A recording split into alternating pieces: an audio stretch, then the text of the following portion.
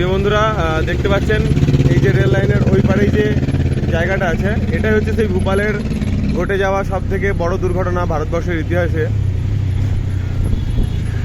তো এই যে এই জায়গাটা দেখছেন, এই পুরো জায়গাটা হচ্ছে ভারতবর্ষের ইতিহাসে সেই খতরনাক একটা ঐতিহাসিক এরা, একটা ঐতিহাসিক যুগ যেটা বলবো আর কি। বর্তমান যুগের মধ্যেও এই দুর্ঘটনা ভারতবর্ষে পুরো হিলিয়ে দিয়েছিল।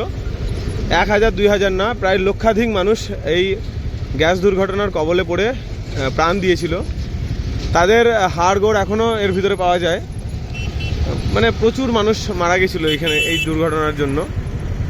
এটা সত্যি ভারতবর্ষের ইতিহাসে খুব দুঃখিত একটা সময় ছিল। সেই সময় 1984 সালে এই ঘটনা ঘটেছিল।